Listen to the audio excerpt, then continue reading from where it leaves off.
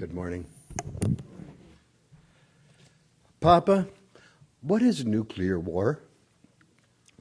I managed to dodge that question during Coast Guard Festival. I had just returned from the library having checked out Nuclear War, a Scenario by Annie Jacobson, a history of the U.S. nuclear program and a minute-by-minute account of the end of civilization, taking less time to play out than we will spend in this gathering. How could I begin to answer such a question to my visiting grandchildren, ages 5, 11, and 14?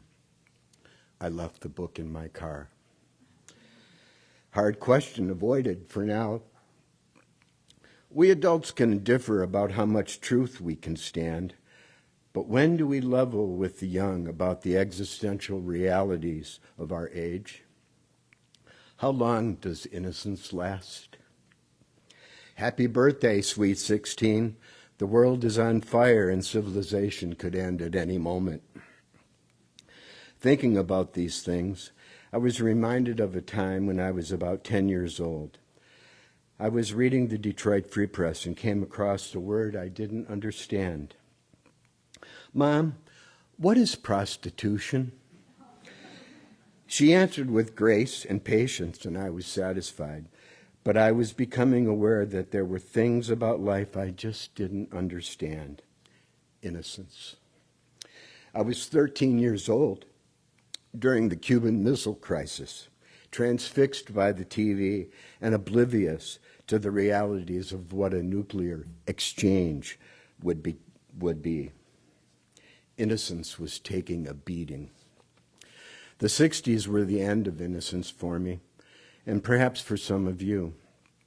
The missile crisis, the assassination of JFK, the civil rights movement on nightly TV, riots in Detroit, and the war in Vietnam were all disillusioning and all called for a response.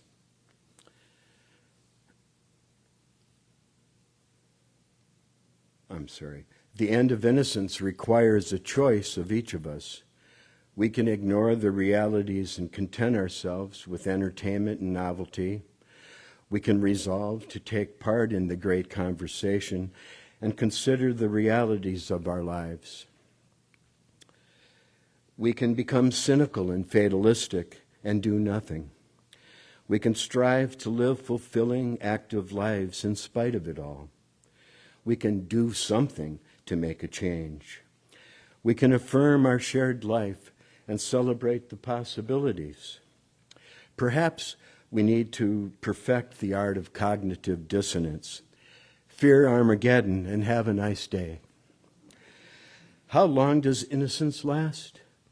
Innocence ended way too soon for the children of Sandy Hook, and soon for the students of Marjory Stoneman Douglas High. When is it appropriate to teach the history of racism and slavery and Jim Crow in our schools? What are our children and grandchildren learning about the unfolding crisis of climate change? Greta Thunberg was 15 years old when she boycotted school and challenged the Swedish government to take action to address climate change. Is 15 a reasonable age to expect our children to join the conversation about these issues? Are we prepared to listen to 15-year-olds? Just one more year of innocence for my grandson.